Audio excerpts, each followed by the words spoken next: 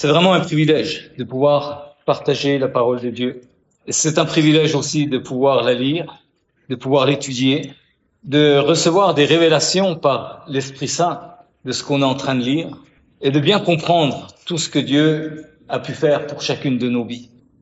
Alors, je vais citer, on va prier avant, si vous voulez bien. Seigneur notre Dieu, nous voulons te bénir pour ta grâce dans nos vies, te remercier pour ta parole. Ouvre nos cœurs, que tout ce qui peut venir en obstacle, Seigneur, nous lions au nom de Jésus. Nous demandons vraiment que ton esprit puisse vraiment pénétrer nos cœurs, et pas par mes paroles, mais par ce que toi, tu veux enseigner à chacun ici ce matin. Merci pour cette grâce, merci pour ta bénédiction. Merci pour chaque personne présente ce matin au milieu de nous. Tu connais chacun, tu connais chaque difficulté dans chaque famille, dans chaque personne. Et nous savons, Seigneur, que tu es celui qui est au-dessus de tout ça et qui nous aime et qui nous dirige. Tu nous l'as montré et prouvé avec ce que tu as accompli à Golgotha. Gloire à toi, Seigneur. Amen. Vous connaissez tous ce verset extraordinaire de Jean 3,16. C'est un verset que j'aime bien. Car Dieu a tant aimé le monde qu'il a envoyé son Fils unique afin que quiconque croit en lui ne périsse point, mais ait la vie éternelle. C'est magnifique. C'est magnifique parce que le dimanche dernier, on a fêté la réalisation de ce qui s'est passé exactement. La souffrance de Christ, le sang qu'il a versé, sa mort infâme sur un morceau de bois. Et vous savez, la croix, c'est pas la guillotine ou la chaise électrique. Ça dure, c'est douloureux. Tu es pendu, tu as tes mains clouées, ton corps souffre énormément. Et Jésus a accepté d'endurer ça pour que toi et moi soyons sauvés. C'est un privilège. Donc, on a fêté Pâques la semaine dernière, mais je sais pas ce que vous en pensez, mais je disais à Eric tout à l'heure, pour moi, Pâques, c'est tous les jours. Tous les jours. Pourquoi? Parce que Christ est vivant, il est au milieu de nous, il est dans nos vies, il connaît exactement ce que tu es en train de vivre, tes difficultés, tes plaintes, et il est là, il est à tes côtés, il t'aime. Si tu doutes de son amour, regarde ce qu'il a fait pour toi. C'est extraordinaire. Lequel d'entre nous serait capable de donner sa vie pour son ami? Je sais pas, je me suis jamais trouvé dans une situation à vivre ça, mais en tout cas, Jésus l'a fait pour nous. C'est une réalité. Donc, c'est magnifique. C'est magnifique parce que si nous croyons ça, alors quand je dis croire, c'est pas simplement embrasser d'une manière intellectuelle ce que dit la Bible. Croire, pour moi, ça va beaucoup plus loin que ça. Ça descend vraiment au fond de chacun de nous. C'est quelque chose de profond, au fond du cœur, où on a compris l'amour de Dieu et où ça va impacter notre vie. Quand Jésus est venu dans ma vie, ça l'a impacté. Ça m'a changé de direction, ça m'a ouvert toutes sortes de choses. Ça a changé ma vision de ce monde. Ça a ouvert un nouveau chemin, une nouvelle direction. Et surtout, le désir de partager avec mon prochain cet énorme cadeau que Dieu nous a fait. C'est ça qui est important. Je ne sais pas si ça brûle au fond de vous de dire à ton prochain, les personnes que tu rencontres, quand tu vis avec elles ou qui travaillent avec toi, à un moment ou à un autre, dire « Écoute, j'ai quelque chose à te dire. Je voudrais te présenter quelqu'un qui t'a aimé d'un amour incomparable. » Et c'est important de pouvoir le faire. Et ça fait longtemps que j'ai ce fardeau dans ma vie. C'est pas un fardeau. Je sais pas pourquoi j'ai dit un fardeau. C'est plutôt une joie. C'est une joie, c'est la paix, c'est le sens de la vie que Dieu m'a donné. Et ça, c'est important par-dessus tous. On va lire un passage dans 1 Corinthiens 3, dans la Bible Louis II. On va prendre Voilà. Regardez ce verset, le verset 9. Car nous sommes ouvriers avec Dieu. Vous êtes le champ de Dieu, l'édifice de Dieu. Waouh! Nous sommes ouvriers avec Dieu. Vous réalisez ce que ça veut dire? Ça veut dire que on va construire quelque chose avec Dieu. En plus de ça, il nous dit, Paul, vous êtes le champ de Dieu. Ça veut dire que le champ, quand un agriculteur a un champ, il va travailler son champ. Nous sommes le champ de Dieu, le grand agriculteur, c'est Dieu qui travaille dans nos vies. Il travaille à quoi? On le verra plus tard. À nous amener à quelque chose de très important. Et puis, il dit enfin, nous sommes l'édifice de Dieu.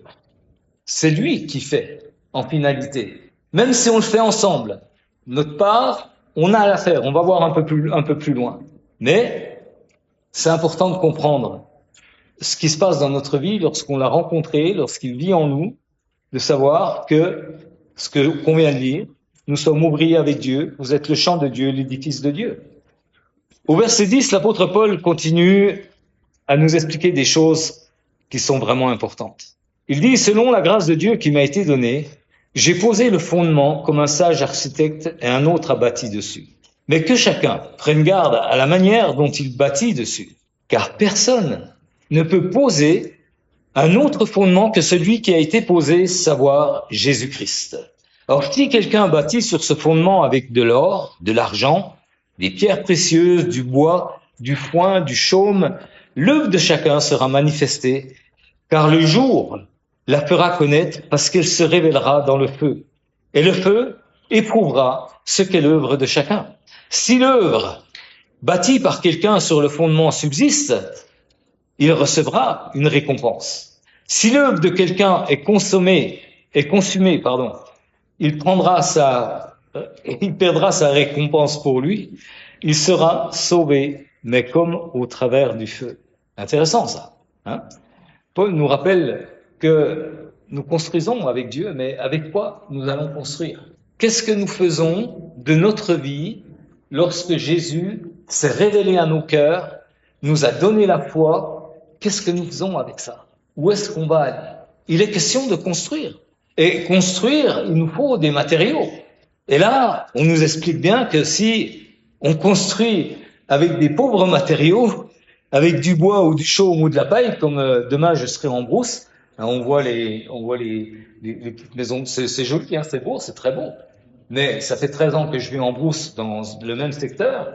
Il y a des villages entiers qui ont disparu parce que le feu a été allumé, parce que voilà, on reconstruit ailleurs. Donc, par contre, les tombeaux qui ont été construits en granit, ils sont toujours là. Hein. c'est des choses qui sont qui vont durer et durer même après le jour de ta mort. Donc c'est important. Jésus, ce qu'il y a à comprendre avant toute chose, c'est que Jésus est le fondement, c'est ce que dit Paul, sur lequel on va construire. Alors, pour vraiment réaliser ça, il faut comprendre que il devrait être le centre de notre vie. Quand tu te lèves le matin, c'est quoi ta pensée? Tu penses à Christ? Ou bien tu dis, oh là là, quelle journée je vais avoir, j'ai tel problème, tel truc, tel bazar à faire. C'est pas bien de commencer la journée comme ça en pensant aux problèmes. C'est mieux de venir au pied du Seigneur et dire, Seigneur, merci pour cette journée. Il y a une journée qui m'attend, elle n'est pas forcément facile, mais je sais qu'il est avec moi. Et ça, c'est important. Donc, est-ce que Jésus est le centre de ta vie? Est-ce que c'est lui qui t'inspire à construire ce que Dieu veut construire? Parce que Jésus est la porte de la vie éternelle, ça c'est sûr. Il est le rocher de ton salut et nul n'est comparable à lui. C'est écrit. C'est pour ça qu'on ne peut pas poser un autre fondement. Plus que ça, le fondement dont nous parle Paul, en tout premier lieu, c'est de savoir que Jésus a tout accompli pour toi. Vous comprenez? On n'est pas dans une religion. J'ai étudié pas mal d'autres religions quand j'étais plus jeune, avant de connaître vraiment Jésus. Toutes les autres religions, c'est je fais pour plaire à Dieu. Et puis, le jour où je pars, peut-être que Dieu va m'accepter. Avec le Seigneur, avec le christianisme, c'est pas du tout ça. Jésus a déjà tout accompli pour toi. C'est pour ça que tu es sauvé, même si les œuvres que si tu as construit des choses avec de la paille, du foin, du bois et tout ça, et que ça brûle, tu es sauvé, comme au travers du feu, mais tu es sauvé quand même. Tu perds pas ton salut si tu as la foi. Et c'est écrit, et c'est une réalité. Donc l'épreuve du feu ne remet aucunement en question notre salut, mais nous interpelle maintenant à la manière dont nous allons construire notre vie. Je pense qu'une partie de la réponse va se trouver dans les 3 points là que je vais vous expliquer. Le premier point, c'est quelle est mon intimité avec Dieu? Est-ce que chaque jour, je passe du temps avec lui? Est-ce que je prends du temps à parler avec le Seigneur? Il est vivant. Il t'a donné son Esprit Saint. Et il t'entend. Il est là. Et est-ce que tu as du plaisir à parler avec lui ou pas? Donc l'intimité avec Dieu, c'est important. Parce que ce que Dieu récompense, c'est pas une vie performante, pleine de réussite, mais une vie d'intimité avec lui. D'ailleurs, Jésus a dit dans Jean 15 au verset 5, il nous dit que sans lui, nous ne pouvons rien faire. Et que nous devons rester attachés avec lui. Vous voyez ce que je veux dire? On a besoin d'être attachés à Christ. Sommes-nous attachés à Christ? Est-ce que nous dépendons de lui? C'est ça qui est important. Dans l'Apocalypse, dans le dernier livre de la Bible, il y a un passage qui m'a toujours interpellé. C'est qu'à un certain moment, Jésus félicite une église pour ses bonnes œuvres. Et puis tout de suite après, il la condamne. Pourquoi? Parce qu'il a abandonné son amour pour lui. C'est Apocalypse 2, les versets 2 à 4. Jésus dit ceci: je connais tes œuvres, ton travail et ta persévérance. Mais ce que j'ai contre toi, c'est que tu as abandonné ton premier amour. Vous voyez, c'est pas tant ce que nous faisons qui est important pour Dieu. C'est quel cœur j'ai pour lui. Qu'est-ce qui est important dans ma vie? Le deuxième point, c'est être et non paraître. Les hommes aiment paraître. Ils aiment être sur des estrades, ils aiment être à la télévision, ils aiment qu'on parle d'eux pour les bonnes œuvres qu'ils font, etc., etc. Mais ça, c'est pas important pour le Seigneur. Matthieu 6 au verset 1 nous dit ceci: gardez-vous de pratiquer votre justice devant les hommes pour en être vus. Autrement, vous n'aurez point de récompense auprès de votre Père qui est dans les cieux. C'est clair. Pourquoi je fais les choses? Est-ce que je travaille pour ma propre popularité, pour je ne sais quoi? Non. Quelles devraient être nos intentions, vraiment? Servir Dieu, humblement, et le glorifier en tout temps. C'est ça que Dieu aime. Qu'on le serve, qu'on soit avec lui, qu'on fasse ce qu'il nous demande de faire, en fait. Et que son nom soit glorifié dans notre vie. Pas évident, hein? C'est pas évident. Parce que, d'un autre côté, si tous nos actes de bonté sont faits pour embellir notre réputation, ça n'a pas de sens. Ça ira nulle part. Et sachez bien une chose, c'est que Dieu connaît nos cœurs, que rien n'est caché devant sa face. Il connaît tes motivations. Il sait exactement pourquoi tu te lèves, pourquoi tu marches, pour tout ce que tu fais. Dieu connaît ça. Et sachant ça, ça devrait nous interpeller et dire « Oula !» Mais la question qui est au-delà de ça, c'est « Est-ce que j'en suis capable ?» Le troisième point, c'est rechercher ce que Dieu aime. Est-ce que tu recherches ce que Dieu aime? On sait ce que Dieu aime, il suffit de lire la Bible. Hein? Il va nous dire des choses puissantes comme « Aimez vos ennemis, faites du bien, préférez et prêtez sans rien espérer, et votre récompense sera grande. » C'est Luc 6, verset 35. La raison qui nous a poussés à bien agir est plus importante au Dieu de Dieu que les bonnes actions en elles-mêmes. Mais je me pose quand même une question, c'est bien beau ce que je vous dis là. Est-ce qu'on en est réellement capable? Est-ce qu'on arrive? Parce que on a un gros problème. Notre problème, c'est notre chair. Et notre chair est corrompue depuis la chute d'Adam et Ève, on le sait. On porte le péché en nous, on est prêt à pécher tout le temps. On est attiré par le péché. Et bien sûr que lorsqu'on a rencontré Jésus, on aimerait être parfait, mais là, on découvre qu'il y a un combat entre ce que Dieu veut et ce que ma chair veut. Galates 5, au verset 17, il est écrit « La chair a des désirs contraires à ceux de l'esprit, et l'esprit en a de contraires à ceux de la chair. Ils sont opposés entre eux, afin que vous ne fassiez point ce que vous voudriez. » Alors au début, quand j'ai lu ça la première fois, il y a longtemps, hein, il y a 50 ans en arrière, ce verset, ça m'a interpellé. Je me dis, mais c'est dur ça. C'est dur. Dieu veut pas que je fasse ce que je veux. Comprenez? Et là, j'ai compris. J'ai compris que ma chair est tellement à l'opposé de ce que Dieu veut que Dieu ne veut pas que je fasse ce que je veux, mais il veut que je fasse ce que lui veut. Donc, c'est toute une démarche. Ce qu'il faut bien comprendre, c'est que notre chair, c'est le meilleur allié de l'ennemi de nos âmes. C'est l'allié du diable. Si tu te laisses aller dans les choses de la chair, tu vas mourir. Et c'est ce que le diable veut. Et le diable, dans ta vie, a trouvé un allié, toi-même, ta chair. C'est terrible. Comment sortir de là? Comment sortir de là? Si je construis ma vie sur mes propres désirs, sur les désirs de ma chair, je construis avec de la paille, du bois. Bon, ce qui peut peut-être réconforter certains, mais je ferai bien attention quand même de persévérer dans cette dimension. Parce que on peut être sauvé comme au travers du feu. Si j'ai toujours la foi, le diable est malin. Il va vous écœurer de Jésus. Il va vous écœurer de votre prochain, de vos frères. Il va faire des choses avec votre chair, si vous vous laissez aller, qui vont faire que vous êtes en conflit avec les autres. Et c'est pas ce que Dieu veut. Dieu ne veut pas. Donc le combat est réel. Donc, ne nous laissons pas asservir par nos propres désirs. Heureusement, on sait que Dieu nous a donné le Saint-Esprit, le Consolateur. On va fêter ça de nouveau, fête religieuse, la Pentecôte. Le jour de la Pentecôte, le Saint-Esprit est venu habiter chez les croyants. C'est magnifique. Quelque part, je suis pentecôtiste, parce que j'aime bien ça. Et Dieu a transformé ma vie par son esprit. Et c'est une force. Et c'est une réalité. C'est quelque chose que j'aime. Et Dieu, il est quoi?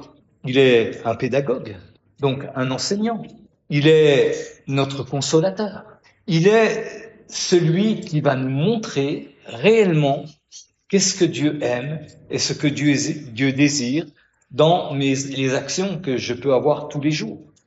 Quand j'étais un gamin, j'ai eu une chance extraordinaire de naître dans une famille avec des parents magnifiques. Un papa, une maman qui m'aimait énormément et qui aimait aussi ma sœur jumelle, parce que j'ai une sœur jumelle. Mon papa était espagnol et il avait eu une grande famille. Il avait 8 frères et sœurs. Et quand il s'est marié avec ma maman qui était suissesse, il a dit, Popo, moi, je veux pas une colonie de gamins, pas plus que 2. Regardez la grâce de Dieu. Dieu lui a donné le choix du roi. Un garçon, une fille. Waouh, en même temps, c'est extraordinaire. Quelque chose de beau.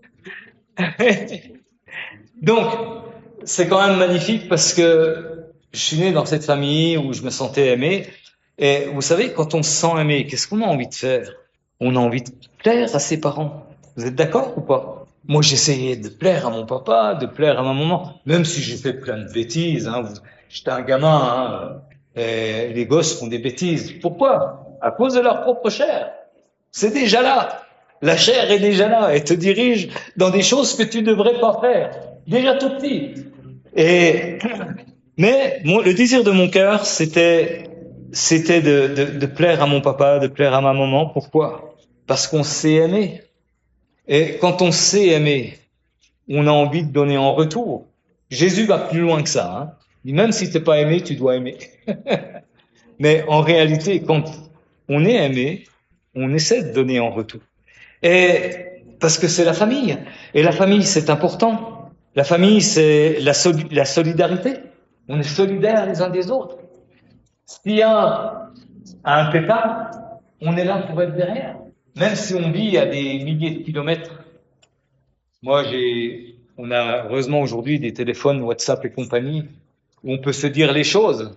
Et des fois, la famille vit des choses difficiles. Donc, il faut être là, essayer de voir comment on peut faire. Mais surtout, ce que nous devons savoir aujourd'hui, c'est qu'au-delà de notre famille biologique, on fait partie d'une autre famille, la famille de Dieu. Est-ce qu'on en est conscient vraiment pleinement? Pourtant, les Écritures sont claires à ce sujet-là. Très, très claires. Si on lit Jean, à partir du Jean 1, le premier chapitre, à partir du verset 10, dans la Bible du Semeur, hein, si possible, parce que j'aime bien cette traduction dans ce qu'il dit là. Voilà.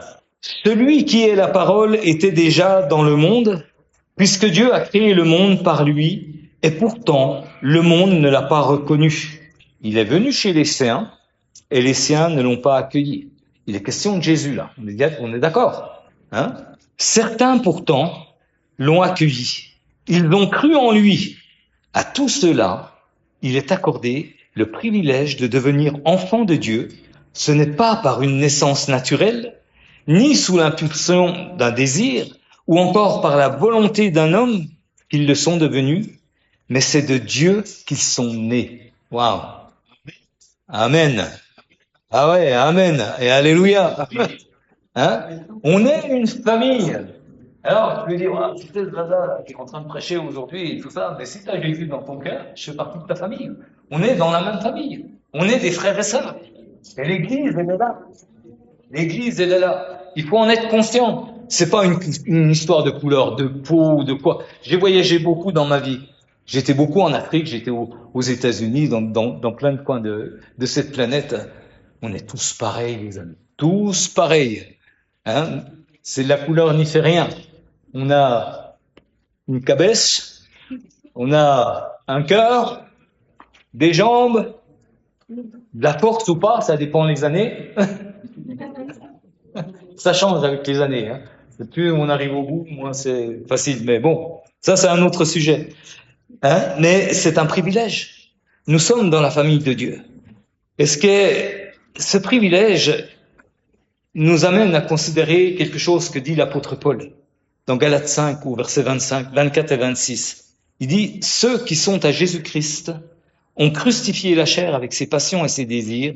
Si nous vivons par l'Esprit, marchons aussi selon l'Esprit, ne cherchons pas une vaine gloire en nous provoquant les uns les autres, en nous portant envie les uns les autres. » Waouh, ça c'est important. Marchons crucifions notre propre chair. Regardons notre prochain comme ayant des qualités que nous, on n'a pas. Mais j'ai pas à lui ressembler. J'ai ce que Dieu m'a donné. Je suis ce que je suis, et l'apôtre Paul dit ça, par la grâce de Dieu. Amen. On est ce qu'on est. On n'a pas à s'envier, et tout ça. Je veux dire, quelle importance. Faisons ce que Dieu met dans nos cœurs de faire, dans la toute simplicité, et en sachant que dans tout ce que je fais, la gloire revient à Dieu. J'ai eu un ami pasteur il y a très longtemps, un homme qui avait vécu des choses terribles dans sa vie, je ne vais pas rentrer dans les détails, mais il était là à prêcher comme je le fais ce matin, et j'étais devant, je regardais, j'ai vu une larme. C'est il y a 40 ans en arrière, ça, une larme qui coulait. Et puis, il a levé les bras au ciel, parce que Dieu l'avait béni, et il disait, jamais je ne voudrais prendre un cheveu de la gloire de Dieu. Et cette parole, elle a vraiment pénétré mon cœur. Elle m'a parlé toute ma vie de chrétien, dans les choses qu'on pouvait faire. La gloire revient à Dieu. Et j'ai vécu des choses extraordinaires, mais la gloire revient à Dieu, pas à nous-mêmes. Amen. On va pas se jouer pentecôtiste à chercher les amens. Il faut que ce soit spontané. Amen. Ok. Donc on va avancer un peu. Il y a une chose qui est très qui est vraiment à comprendre. On voit qu'il y a un problème entre ma chair et l'esprit. On est d'accord? Comment ça fonctionne? Comment ça fonctionne? Qu'est-ce qui arrive? Imagine, il se passe quelque chose dans ta vie. Tu es touché dans tes émotions.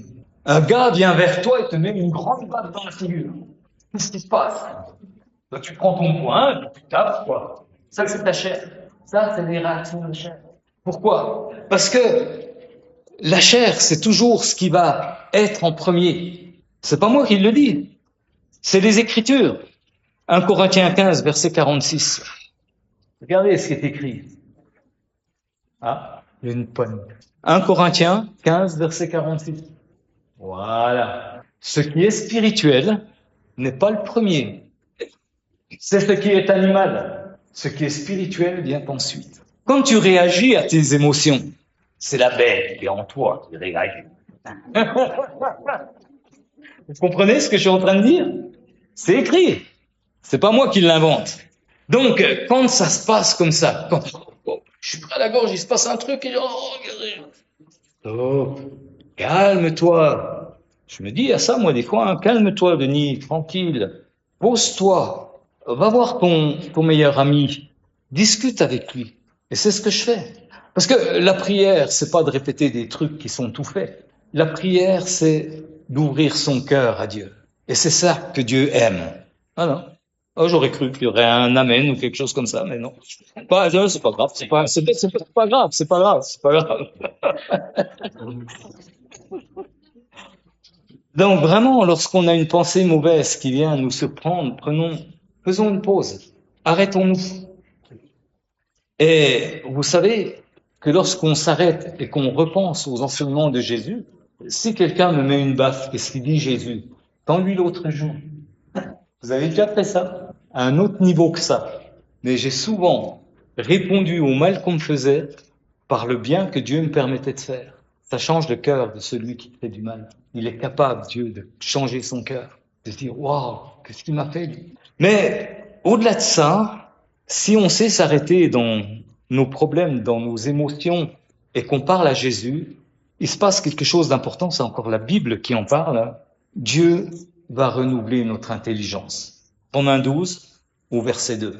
Ne vous conformez pas au siècle présent, mais soyez transformés par le renouvellement de l'intelligence, afin que vous discerniez quelle est la volonté de Dieu, ce qui est bon, agréable et parfait. Amen.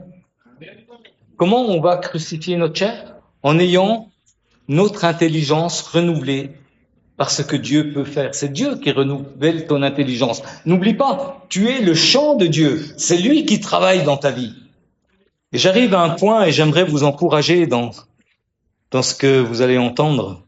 Vous savez, Jésus, quand il est venu sur cette terre, il est venu comme un être humain. Il a revêtu notre humanité. Il est né de Marie, engendré par le Saint-Esprit, mais il est né homme. C'est un petit bébé dans la crèche, et puis après, il était grand, et à 33 ans, il a terminé sa vie, on sait comment, mais Jésus a vécu les émotions. Il a vécu toutes sortes de choses. Sauf que lui, à aucun moment il a péché. À aucun moment il s'est trompé. À aucun moment il a fait sa volonté. Et vous savez à quel moment se trouve le paroxysme de ce combat que Jésus a vécu? C'est dans le jardin de Gethsémane. Vous vous rappelez ce moment où il sue de l'eau et du sang, ses disciples dorment, et lui sait très bien ce qu'il attend.